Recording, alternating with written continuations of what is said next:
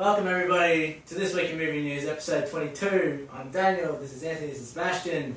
Well, again, I wasn't there last week, I'm sorry. Yeah. Had to play golf. Yes. Had to play golf. Richmond problems, you know. Did you win? No, Well, I lost money. shows you where you should have been. I lost money. It was a good episode last week. And we got a lot to get through this week, so let's get started. Let's get going. Alright. Big week. So we'll start off by summarising the Oscars, which happened last week. Mm.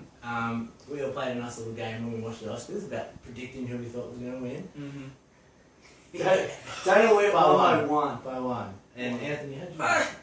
It was an off day. I've been sick for a while. Still only lost by 2. Yeah, but head wasn't Slow in. start. It was a slow start. I let myself down. I went for outliers the last couple because I was like, oh, I got this. But yeah, I lost. Oh wow. Excuses. It was pretty much what we predicted. So, we'll talk about the Oscars in general. So, the first thing we'll talk about is Chris Rock. What do we think about Chris Rock? See, On your face.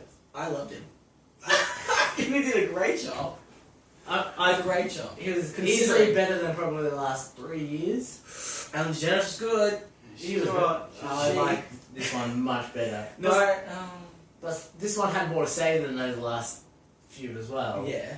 And it just happened to be Chris Rock in the middle of all the scandal. Yeah, I think he did well in terms of the scandal and in the months ahead of the whole thing. Do you think he went overboard? Just a touch. Maybe. See, this is such an objective thing. I didn't mind it. I didn't mind how much they pulled. There was maybe one or two skits like, oh, alright, we get it. You know. Because the whole And as a white monologue person, you kind of felt a bit dirty. Like, ooh, I'm sorry.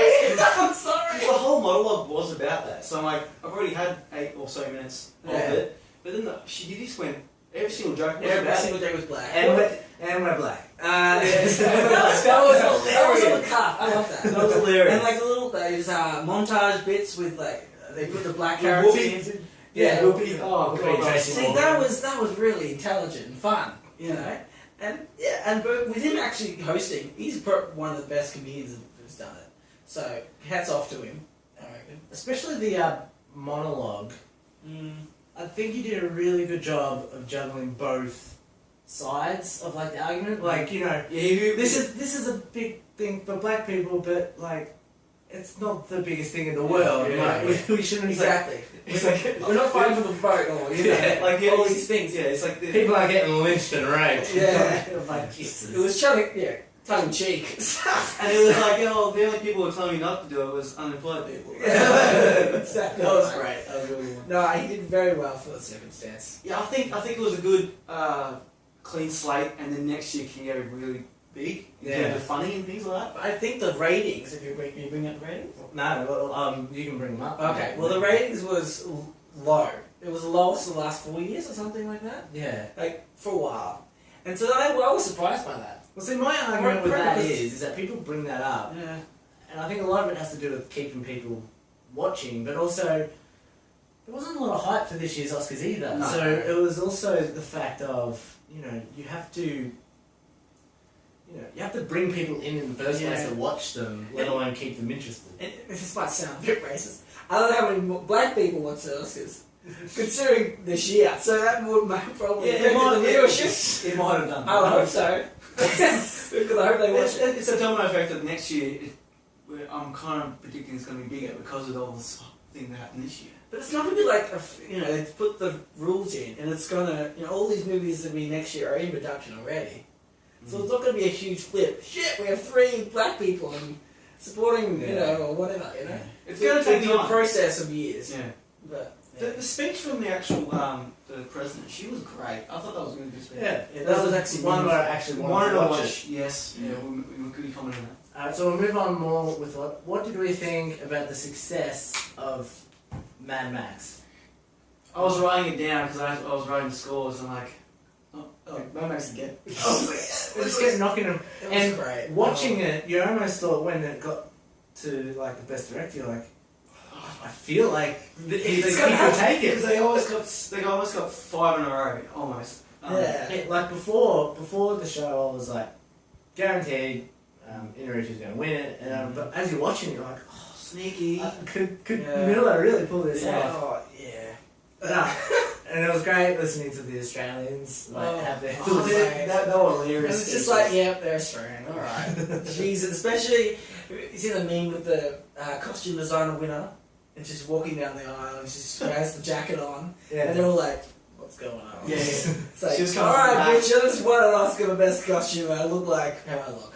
And respect. Oh, that's great. It was over the top, but like, who cares? Like, they won an award. But it was so great. How many awards? So many Yeah. strands. Like a lot of strands won. That's probably the biggest. Yeah, for a while. Oh wow. It's the biggest bag of the night, isn't it? Easy. Easy. That's the Mad Max. Mad Max. Mad Max. Oh, that's Like, give them the best picture for God's sake. If Spotlight wasn't on this year, I'd like give it to them. Yeah. Alright, so speaking of winners, Yeah. what did we think of the big winners? So, the actors, I think it all pretty much went the way we thought. Yeah.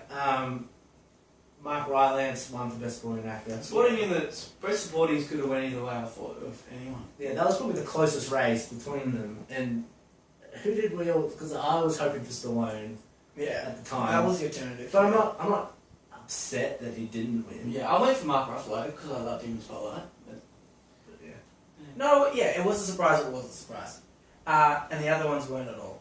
Yeah, I'm glad Inarritu one got the Revenant. Leo, congratulations. Who got supported? Oh, women? Alicia Vikander for Danish. Oh, yeah, that was She awesome. deserved it. The best Love picture. That was my favourite film of the year, and that doesn't happen. Usually, my best film of the year gets best picture. So last year it didn't happen. Who did you go for last year? You didn't go for Birdman last year. I didn't go for Birdman. Ah. It was something else I loved. I still loved it. No, it felt like it was just there. Yeah. So cool. Back on Leo. Sorry, I cut you off. Yeah. Leonardo DiCaprio, cheers. Yeah. Cheers. Cheers, my water. No, yeah. And, you know, I've heard from people this week who don't generally watch this stuff. Yeah. And it's like, well, it's about time. I'm like, well, he got it when he probably deserved to get it. Yeah. Like, he got it the year that he was clearly the favourite. There was, I wouldn't say more deserving like the years he'd been nominated because I want him to win, obviously. But like, I don't think it's his best performance, No. but of the competition he was going up against, he was yeah, like the best. last five times, I think it was 6 times he was nominated. The last 5, other people probably deserved. Probably. So I wasn't like If he kicking and screaming. If he didn't get it, freaking right. Oh no, we were, like it would be. It would be. They're like, they're not going to give it to him. They're not going to give it because this is, like you said, this is his strongest, not for his, his performance, but the crowd that was around him. Yeah. He had to get it. The only two were was Michael Fassbender and Eddie Redmayne, and they were fantastic. But Leo did edge. I think definitely edged it. In a way. But, like, what are we going to joke about every year now? Like, the joke's over. Like It'll be funny now if he gets, like, 3 in a row. Like, Oh, he just great. goes to down. He probably won't get another one. He gets 3. 3 feet. Love it. Alright, and last thing to talk about, was there any surprises that you had while watching it? I'll go with my first one. Ex Machina winning special effects. I did not think... That was so cool. I mean, I'm happy for it, but I did not expect that at all. But it made so much sense because Yeah. special effects are supposed to be there, but you're not really supposed to know it's there. Yeah. And that's exactly what that film did. Yeah. You know? And it was just so flawless. It was against so many big films. Massive. So many big films. Star Wars, Mad Max, which was... we thought he was going to get that- going to yeah. get 6-1. We thought didn't happen. Yeah. I'm very happy about Ex Machina. I think that's great. Really, really good. Yeah, was there any other surprises? I think this is not the awards, but with Lady Gaga's performance of her song "Till Happens" or something to you. Yeah. Till Happens to You. Yeah, about the is it rape? The rape victim. Rape victims. Yes.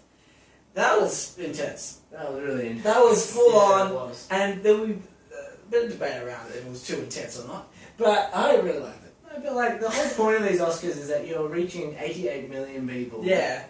With Like, something. You're not there also just entertain. Yeah. Like, you have a message. Leo had a message when he went up. Great speech. Great speech. And then they put the music on. It was awesome. Yeah, they didn't I cut think him it off. was 2 minutes or 2 minutes plus. They didn't put the music on. It was awesome. I was worried that you started to go a bit, oh, come on. No, I love all the messages. Love it. Well, actually, last year was full of messages. I think every Minority Group. This one was good last year, but it's good. No, this one was so concentrated on the black issue Because there was a lot of Australians that won too, so especially everyone else in Australia. Yeah.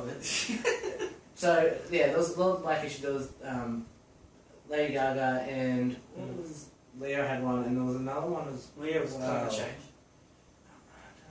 Sam Smith was talking about first. Oh yeah, the first. Yeah. But I think people jumped on. But he wasn't jumped the over a first. fair bit on that. He said in the speech like, "I'm probably wrong." He said that on stage. Yeah, I thought it was a bit hard to get over that. Like, Like, oh, alright. He admitted he could be wrong, Yeah. right? So, But yeah, like, he's back. if you're trying to reach the most people about a message, do it at the Oscars. Like that's Yeah. that's part of what the Oscars is raising awareness for things. I was surprised in the actual show because it has a massive stage. And Chris Rock, just stood dead centre in his monologue. Yeah. And like it's stand-up comedian. But then everything else, they just came out. I like the simplicity, but then they didn't use the stage at all. Yeah. Which is kind of, I would like a bit more, but then I kind of like the simplicity of it. I like the different ways they actually presented the awards too. Like the costume and having The costume, all yeah, that was really creative. And then you had the acting categories. You had the presenter and you had the camera panning around them, which was really quite nice. That was cool. And before we move on, Needed, I don't know. Before we move on, the last thing I want to touch, I really like Enjoy. the format this year that they went with, how they started a production at the Yes. writing and went all the way through. That was to cool. the They didn't just show. jump in. Yeah, like it made it much more interesting watching it. Much more. Because, Well, I don't know, just the layman people would. But I've always thought putting supporting actress or whatever they have usually first a bit weird. Yeah. Yeah, they Like, put the why would you supporting do this first. for what, rating grab at the start? Mm. I don't know. But I'm glad they went. I don't know back Because- to it, but to that. And writing is a pretty big one that people pay We attention love to. it. We definitely love the Yeah. production. That's what I mean. People watching the Oscars are people that like to watch the Oscars. Yeah. So. I hope so. Alright, so we'll move on to the other stories of the week. The Predator and Alien Covenant get an official release date. So Alien Covenant, formerly known as Prometheus 2 and Alien Paradise Lost, and the Predator have release dates. Alien Covenant will take over the Gambit release date of August 4th, 2017. Fox have not announced Gambit's new release date.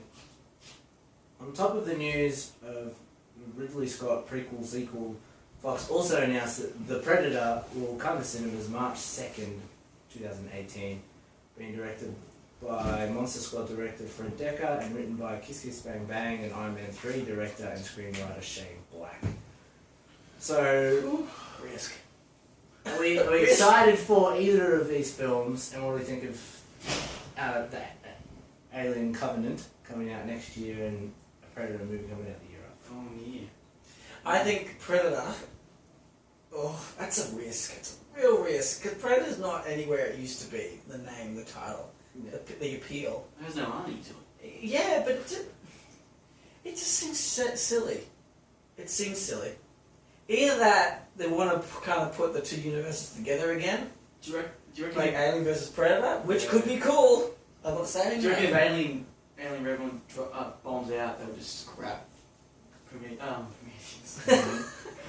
I'm getting all your words. Yeah. Oh, bloody hell. So how many it's titles we got? Aliens Covenant coming out next year. Yeah.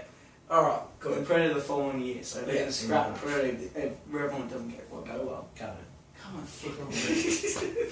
I'm not having a good night with these names. Xenomorphs fight a bear.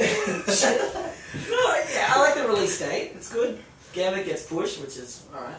I love Gambit. I want to see that. It doesn't even have a release date anymore. Mm. No, I mean, it's Ridley Scott. They're not going to say no. Yeah.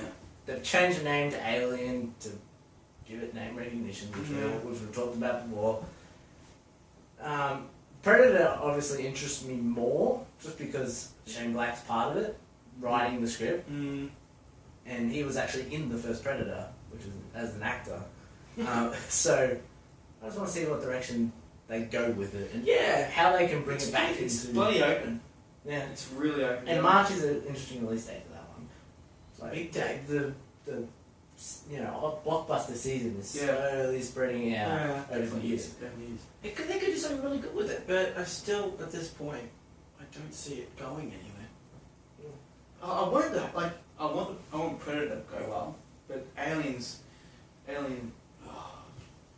of annoying. The title. It's just annoying. We've talked about the title before. Not convinced. Not convinced. I'm not convinced it won't change either. I think it will change. Again.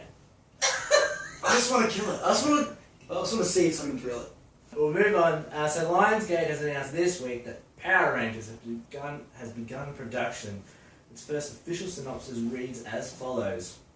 Saban's Power Rangers... Why do you have to put your name in front? Saban's Power Rangers follows 5 ordinary high school kids who must become something extraordinary when they learn that their small town of Angel Grove and the world is on the verge of being obliterated by an alien threat. Chosen by destiny, our heroes quickly discover that they are the only ones who can save the planet. But to do so, they will have to overcome their real-life issues and band together as the Power Rangers before it's too late. So it's Degrassi / Marvel Universe. Here we go. Let's put some, Ninja Turtles.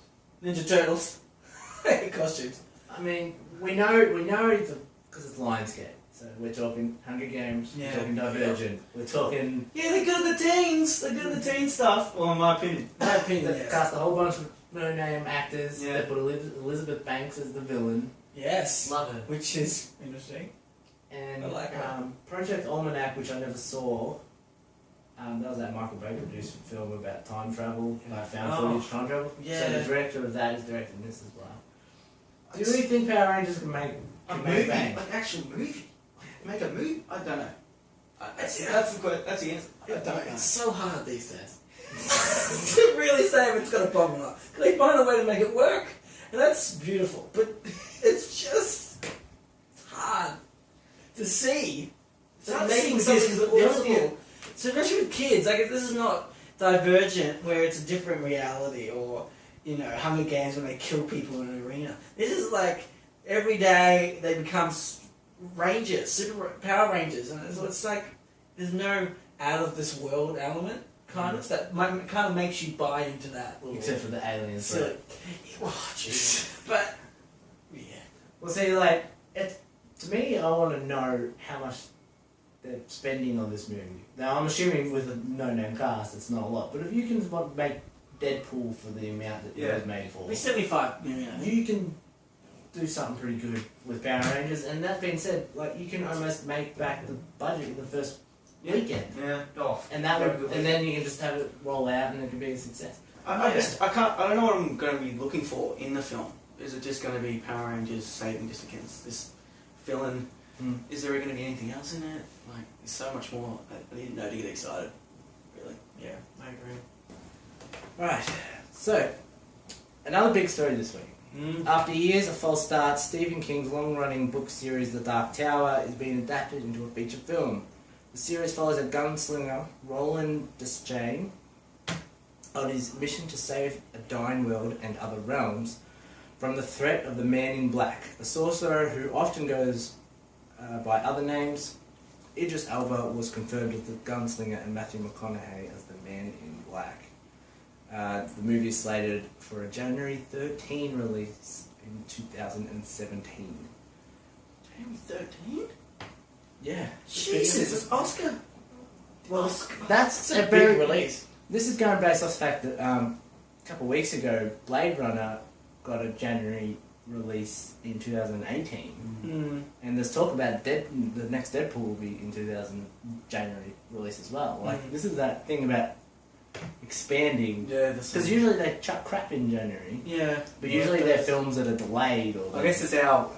It's not American dates. Our dates will be way different. Yeah. So apparently, so I've done a little bit of reading up on this book during the week, and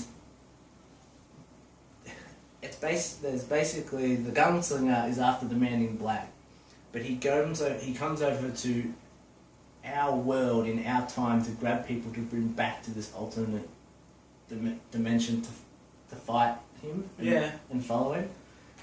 Sounds cool. And they've been trying to make this for years and years. I'm really excited about it. It's interesting that, speaking of all this, giving roles to black actors, in the comic and in the books, the gunslinger is generally a white character. Oh. They moulded him off like a Clint Eastwood type back when these when they were made. But they've cast Idris Elba as the lead character, which is just like that's good. Cool. That's just thinking outside. And why wouldn't it work? Jesus. What do you think of the sound of the film? I reckon it's great. I reckon it's great for the times because like it's westernish. Yeah, it feels like western and sci-fi in it, and like I love sci-fi. No, firefly. Like all these different worlds and things like that. It's big last 10 or so years, really big in the movies nowadays. But the actual plot is something we really haven't seen. You say ultra reality? Playing with for time. existence. It's an alternate Timeline. Ah! So bringing people from timelines to others, Right. which is really cool. Well, that hasn't really been explored. No, it's trying to, Yeah.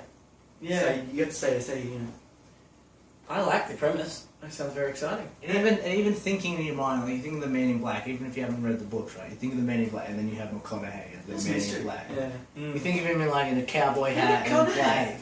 That's an interesting cast. I know it's good, really good, but it's like a sci-fi movie, but with western.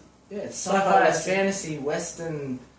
Like it sounds crazy. And it's exciting. And I think the book series is still going. Yeah. It's exciting that they've been trying to make it for so long. That's what makes it good. Yeah. You know, it really puts stuff high. The material must be good. Yeah, everyone's thought about it for so long. They want very enthused. It would have been really risky back in the day to do that. You know, it was like making Blade Runner again or something. You know, And apparently another Stephen King novel, The Stand, which they've been trying to make as well. Apparently, so the Man in Black goes by many different names. So every time he's in these different universes, he's got a different name. And so he's actually the Man in Black is in that book as well. So if like they make a movie about that, like do they use McConaughey? Is it like There's more. what are they trying to do? But yeah, like the premise sounds really exciting, and it just sounds different. You could build on and it. new. You really build on it because it's unlimited time, I guess. So. did you Do said it. a release date, didn't you? 13th of January. 13th of January 2017 next year. Next year. Yeah, they're starting production really soon. That's full on. I'm going to trailer soon. That's a big. But it sounds like a rush. Big rush. Well, this has been It's not a spectre rush. It's been in pre-production for a They've while. just needed the casting. Oh, that's alright. I'm like, they're not going to just race it It's to not, it. it's not a spectre rush. No, Oh. not that. Not a spectre. Alright, so now we'll talk about the trailers of the week. There's two main ones. So the first one we'll talk about is Finding Dory.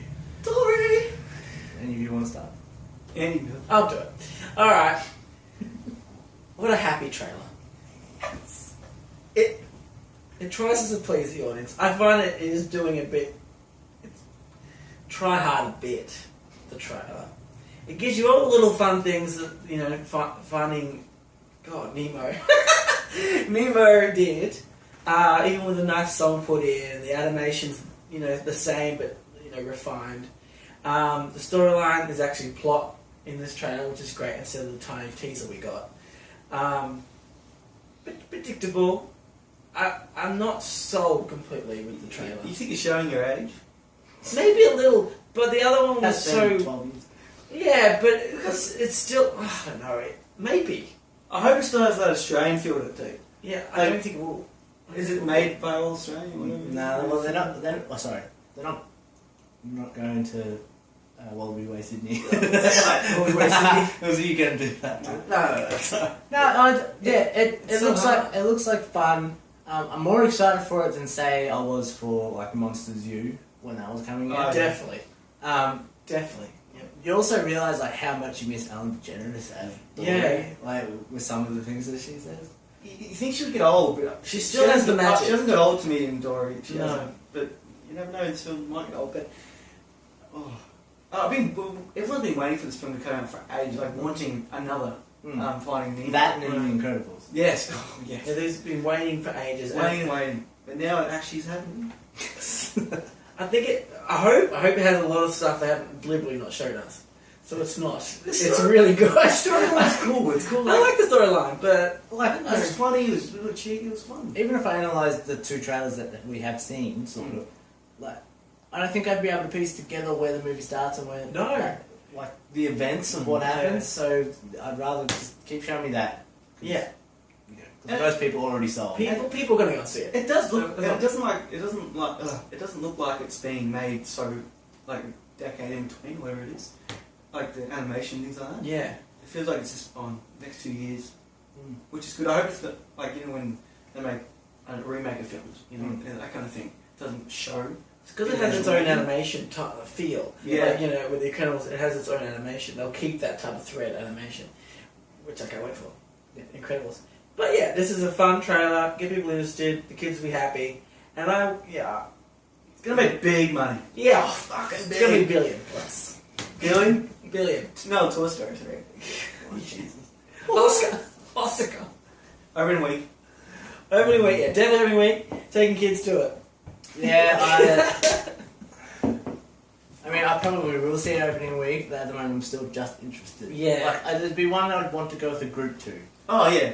Yeah. Big group. I couldn't just go see it for the sake of seeing it. No. But that'd be great to see a big group. Popcorn. Yeah. Alright, so the last one we'll talk about is the all-female version of Ghostbusters. I am a little confused whether it's a reboot or a continuation. I don't know. Because in the trailer, because in the trailer, 30 years. But they kept talking about it like it's a reboot. So which is it? Or I imagine it's still the reboot, but they're just trying to get people in on the nostalgia factor. Yeah, I think so. I think all the dialogue between all the women is really good. Yeah. Like, they all seem like really natural pairings or going off with each other. They know their places. I'm trying to think of what other things I liked about it. I liked the music within the trailer, the music, like how they incorporated the old music. Things I didn't like, so the animation, CGI of the ghost looks really strange. It almost reminded me of like Goosebumps. Okay. Like that type, like really bright, colourful, but... But isn't that just addressing the pop culture of it? You know? They don't want to make it too real. That's Ghostbusters, so it's kind of that niche thing. We'll get away with it because it's fun and quirky.